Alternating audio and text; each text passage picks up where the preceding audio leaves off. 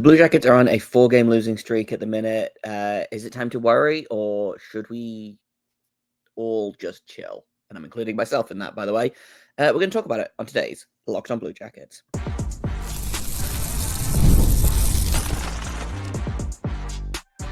You're Locked on Blue Jackets, your daily podcast on the Columbus Blue Jackets, part of the Locked on Podcast Network, your team every day. Hello, and welcome to Locked on Blue Jackets, part of the Locked on Podcast Network, your team every day. I am, as always, your host, Jay Foster, here to give you the good, the bad, and the ugly about your favorite team and mine, the Columbus Blue Jackets. Before we get things started, I want to thank everyone for making this your first listen of the day every single day. Locked on Blue Jackets is free and available on all podcast platforms, on YouTube, and on SiriusXM still, I think. I also want to let you know that this episode is brought to you by FanDuel. Right now, new customers are going to get $150 in bonus bets if your first $5 bet wins. Go to FanDuel.com to join today.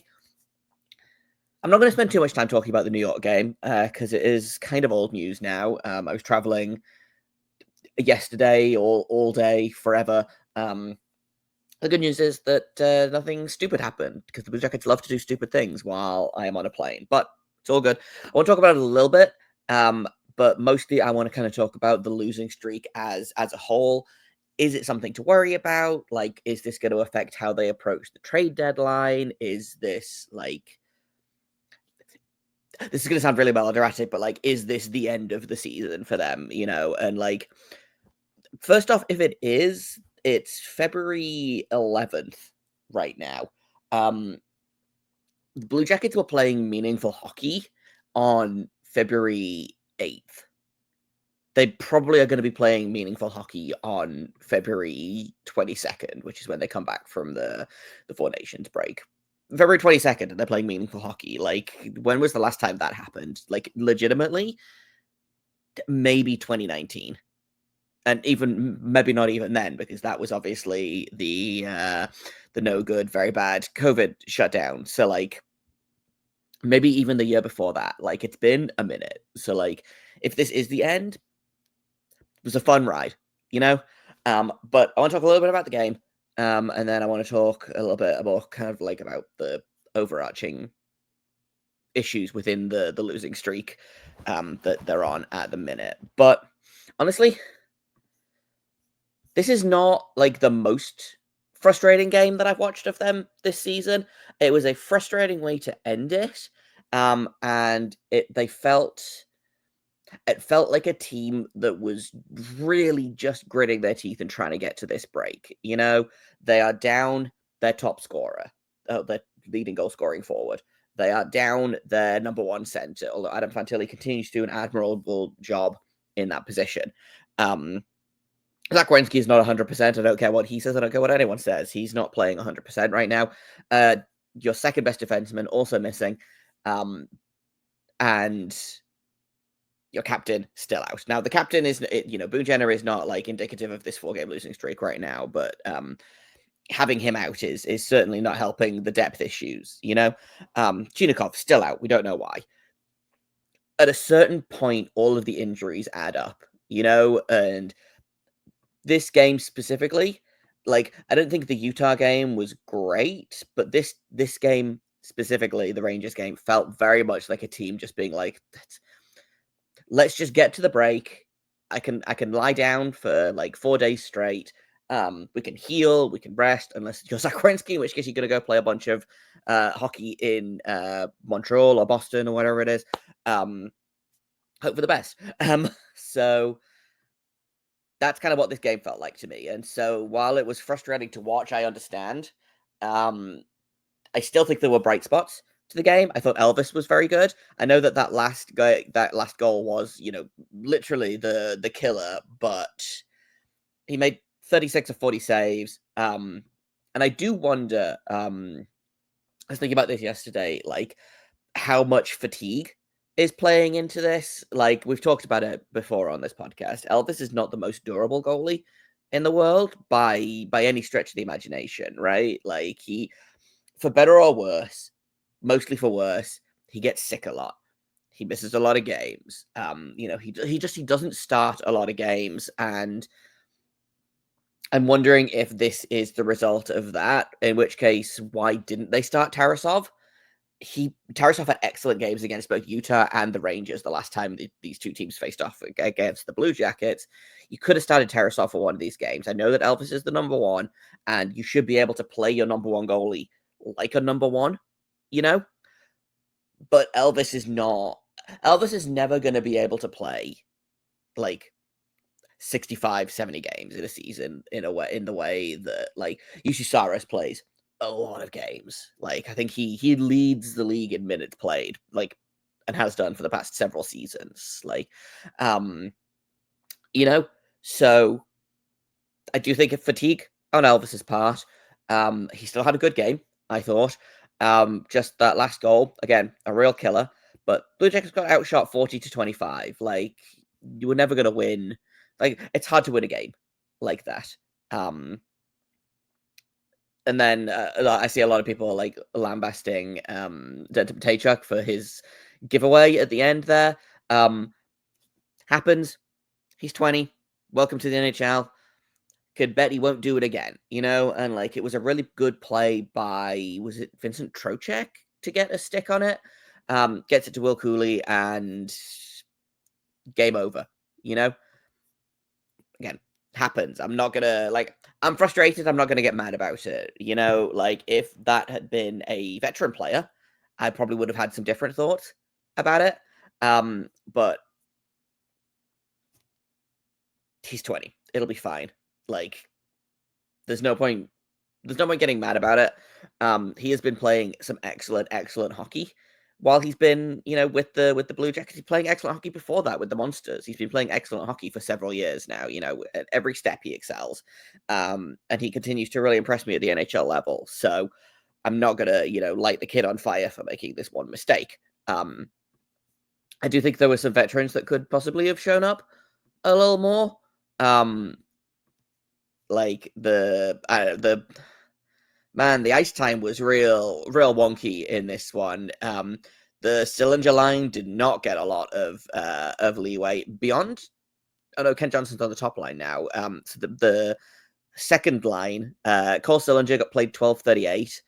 James Van Riemsdyk played 10 minutes exactly. Luca Del Bobaluz played 11:14. If you're Adam Fantilli played 26:59. Like, they really lent on that line. And then the Danforth, Olivier, Aston Reese line played a ton as well. Just Danforth, where is it? Mathieu Olivier, I could speak, played 20 minutes and 6 seconds, which might be a career high for him. I would have to go back and check, but like, that's a lot of ice time for a third line player. So, you know, clearly the second line wasn't giving Everson what he wanted. I don't know what to do about that second line. Like, it's I don't know. It should work and it's not quite working, which is strange and frustrating. Again, the defense. Jordan Harris played 2 minutes, 2 minutes and 2 seconds to be exact. 3 shifts. Zach Werenski 28-25. Ivan Provorov 28-47. Like, there's just, I don't know, there's a lot going on with the ice time distribution in this game that is confusing to me, but also, like, I don't think the Sillinger line had a particularly good game. Jordan Harris is a weird one because, like, did he have a bad game? Tough to say. He played 2 minutes. You know, that 2 minutes can't possibly have been so egregiously bad that he doesn't get to play the rest of the game. He did allow a goal on one of his 3 shifts, but like, it's gonna happen. I do think that Ivan Provorov had a good game. I think that Kent Johnson had a good game. Like, there were players that had good games, you know, but some of them just, I don't know. It was a tough game for a lot of people. My favorite stat line is Mathieu Olivier. Just going back to him, obviously he played 20 minutes. Had 7 shots on goal, and was a 100% in the face-off circle, which again I assume means that he took 1 face-off and won it. Mikhail Pucha also, I think, took 1 face-off and won it, but Sean Corrali was the only actual center to have an above 50% in faceoffs. So again, not a great showing for a lot of aspects of the Blue Jackets, but just tough not to get at least 1 point out of that, because I was convinced that they were going to go to overtime, and hey, probably lose in overtime, but a point is a point, So tough to lose that one in regulation, but it happened. They've made it to the Four Nations break. Let's talk a little bit about kind of the losing streak as a whole, and whether it's time to worry, and whether it's time to maybe not worry, because it sounds like we're going to be getting some guys back as soon as the Four Nations break is over. So we'll talk about all of that in just a second here at Locked On Blue Jackets.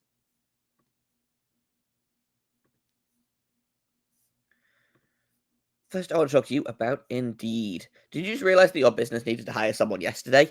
How can you find amazing candidates fast? Easy. Just use Indeed.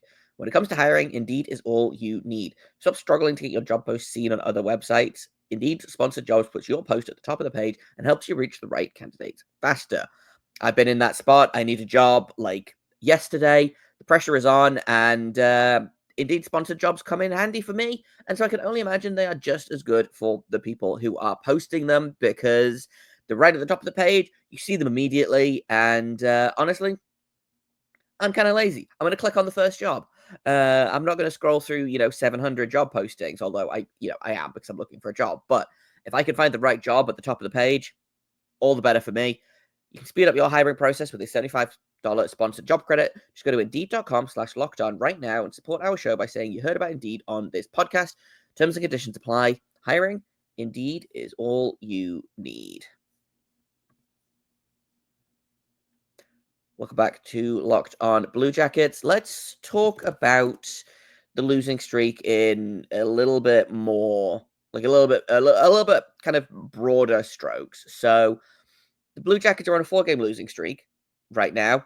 They lost 5-3 to the Dallas Stars. That was the controversial game with the high stick goal, and also Fabro got injured, Werenski got injured, Marchenko got injured, and then Mikhail Pucha and Zach Estenrees both took sticks or pucks to the face as well. So like just a really cursed game.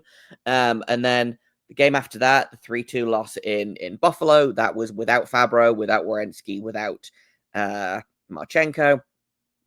Utah, Werenski's back. Fabro and Marchenko still out. A 3-2 overtime loss. Dylan Guenther with some overtime magic. And then the 4-3 loss to the Rangers. Like, there's not... I don't know.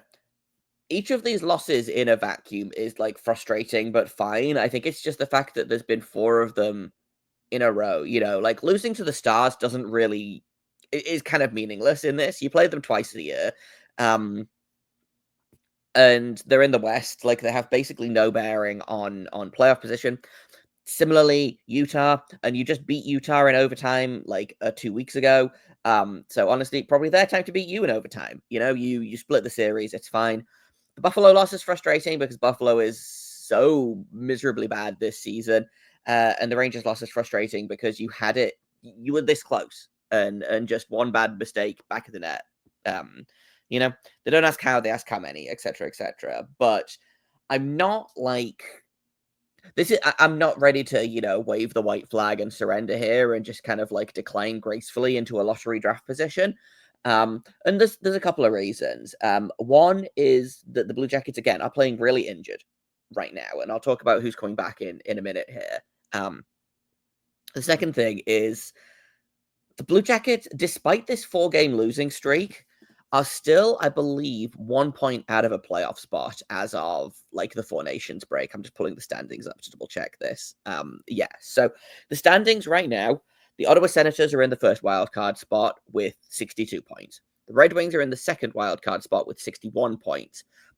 Immediately below that, the Blue Jackets and the Boston Bruins both have 60 points. Below that, the Rangers at 58, the Islanders at 57, the Canadians at 55, the Penguins at 55, the Flyers at 55, and then Buffalo exists. But like, the Blue Jackets are okay. They're on a down streak at the minute. They're 4-5-1 in their last 10. The goal differential has dipped below 0 again, but they're still right in there.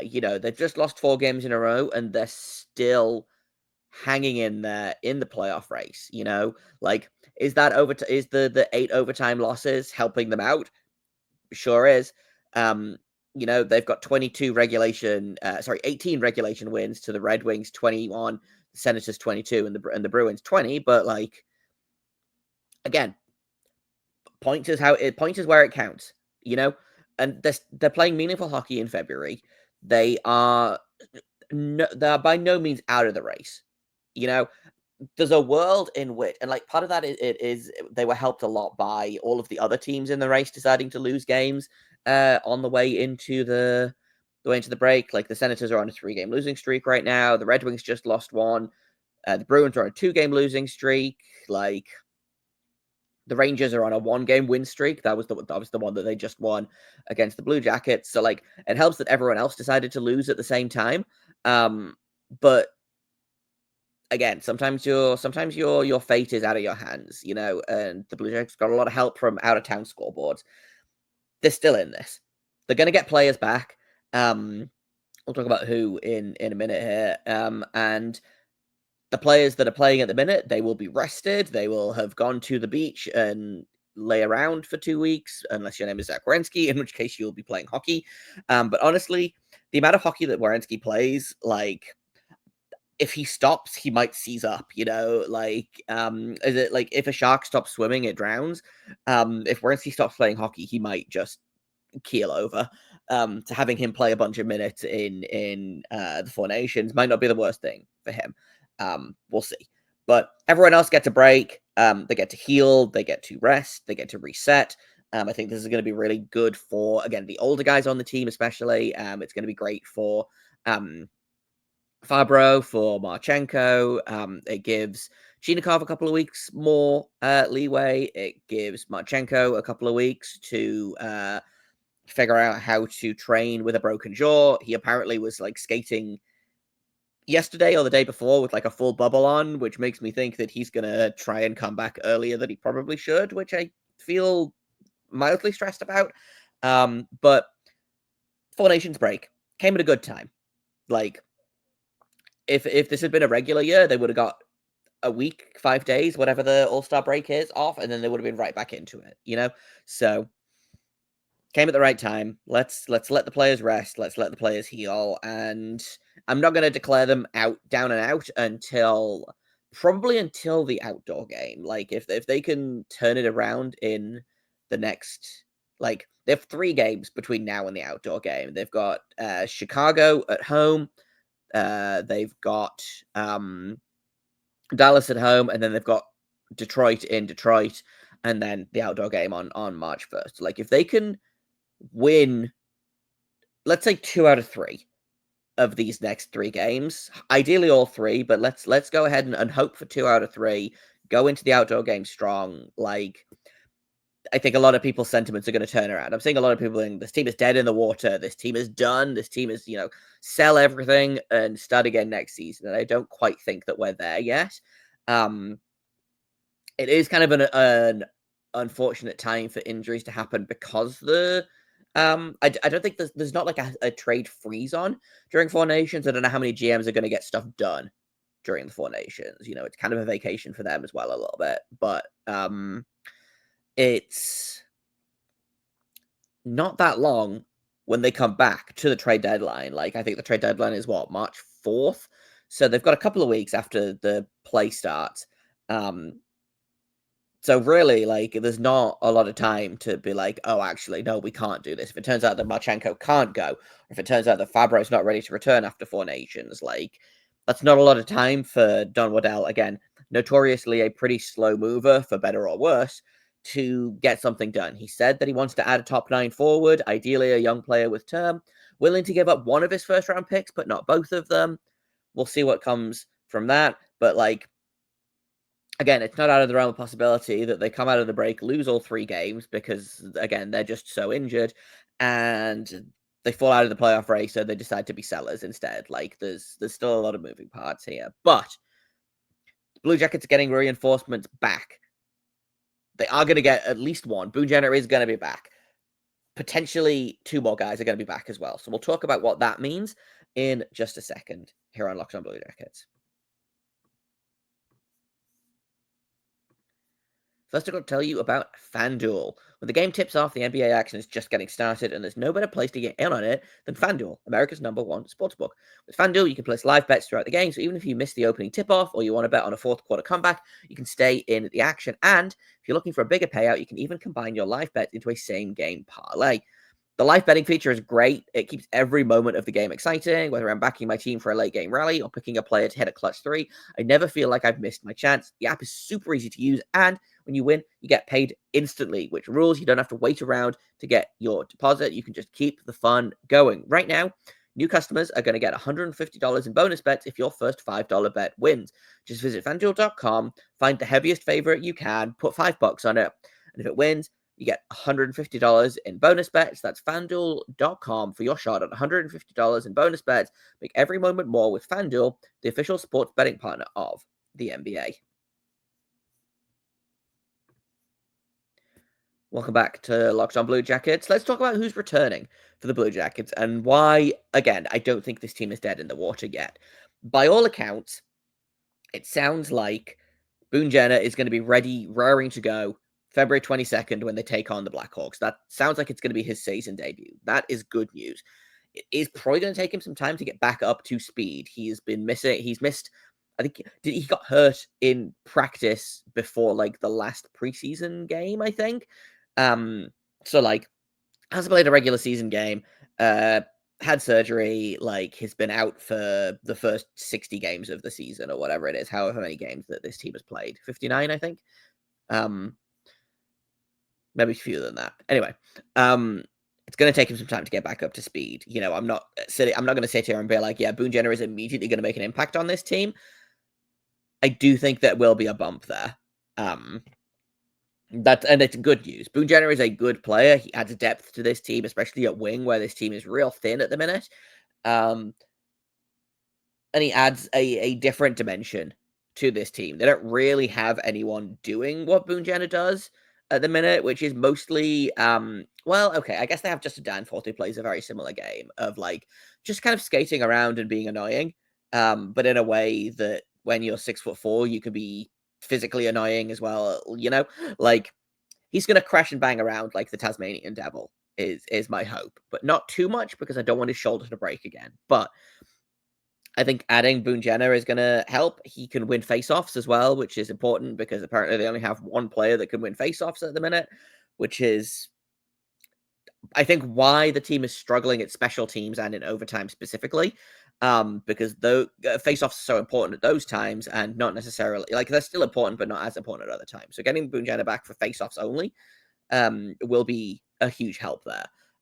Now, it also sounds like Dante Fabro will be back after the Four Nations break, which is, again, huge news for this team. The team is 0-2-1 without him, which is like a small sample size. Actually, the team is worse than that because obviously the games that they played without him at the beginning of the season, like it took them a minute to hit their stride, you know? So this team is better with him than without him. I think Werenski's a better player with Fabro than without him. Although, again, I like Werenski and Provorov. I'm not mad if that has to continue being the top pairing. But I think that Fabro complements Werenski in a even better way than Provorov does. And I think those two have really, really clicked. So getting Fabro back, again, will be huge, and it will also spread out the defensive minutes, because at the minute, again, going back to the game against the Rangers, it was really, Zach Werenski played half an hour, Ivan Provorov played half an hour, and then everyone else was kind of there. Stevenson played 18:49, Matejchuk played 17:47, Johnson, Jack played 14:03, Jake Christensen played 10:25, and then obviously Harris played 2 minutes, 2 seconds.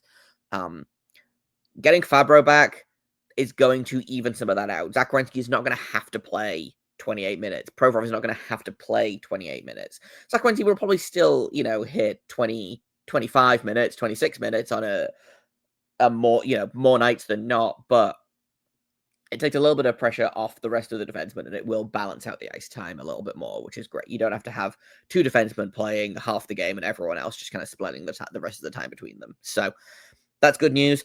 It also sounds like Kromachenko is going to be back sooner than we think. There was a lot of talk about, well, general time for a broken jaw is between 4 to 6 weeks. Sometimes more, sometimes less. It depends on how they treat it, how they fix it. He did not have his jaw wired shut. It sounds like he had plates and screws put in instead of that, which typically allows for a faster return. He got fitted for what I'm assuming is an extremely reinforced bubble helmet, and was skating a couple of days ago. So we'll see. Again, we'll keep an eye on that. It's going to be tough to monitor over the 4 nations. Obviously, the guys aren't skating, aren't training, whatever. But when they get back after 4 nations, it's going to be interesting to see whereabouts Marchenko is. I still don't know that we see him like before the outdoor game at the very least. I think that'll be when did he break his jaw? What date was it? It was the Dallas Stars game, which was February 2nd. So the outdoor game will be just under 4 weeks. It'll be a day under 4 weeks. So my guess is that might be his return date. I don't think we'll see him on the 22nd of February the way that we'll see Boone Jenner and potentially Fabro. Like, we could see him the game before, a couple of games before, but I think he really wants to play in the outdoor game, and I think that's like, it feels like that's been a lot of targets for people's returns this season, which is, like Boone Jenner was like, I want to be back by the outdoor game. Like, there was talk that Eric Branson was going to be back by the outdoor game. I still don't think he plays this season, which kind of sucks, but it feels like Marchenko is probably going to target the outdoor game as his return. Still no timeline for Yegorchinikov, which sucks because this team misses him, I think. And I think that's it for all of the injured guys, unless there's someone I'm forgetting, which there probably is. I'm sure you'll tell me if who we're missing. Let's look at the roster real quick just to make sure that I'm not missing anyone. Monahan. I'm definitely missing someone. It sounds like Monahan mid-March, so not in time for the outdoor game, but soon. And this team has been playing well without Monahan. I think it really is just a case of like, if they'd had one of these guys out, it would have been fine. 2 they could have coped with, but when you lose 3 of your big, 3 of your top, your like starting lineup, things get tough. And this team, like I said, is still hanging in there. So like, if they can hang on until Marchenko comes back, until Monahan comes back, like,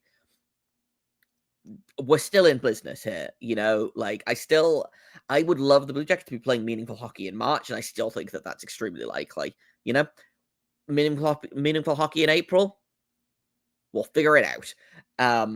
We'll cross our fingers, we'll deal with that at the end of March, but as of right now, like I said, I'm not super worried about this team. If by the outdoor game they are still looking kind of tired and lifeless and struggling to win games, then maybe we'll start to worry. But right now, slumps happen. It's a young team. They're tired. They're injured. Give them 2 weeks off. Let's see what happens. They'll show up February 22nd, bright-eyed, bushy-tailed, ready to go. We hope. That's kind of what I've got for today. Tomorrow we'll be back with another episode. I think what I'm going to do is talk about potential trade deadline options, because it sounds like Don Waddell is going to do at least one move, and we'll talk about what that move could be. That's going to be tomorrow's episode. Thank you for listening to this episode, for making it your first listen of the day every single day. Locked On Blue Jackets is free and available on all podcast platforms and over on YouTube. I've been Jake Foster. You can find me on Twitter at _Jake Foster, JAKOBFORSTER. You can find the show at LO_Blue Jackets. And if you have comments, questions, criticisms, email me at lockedonbluejackets@gmail.com. Thank you once again for listening. Until tomorrow, make sure you stay locked on.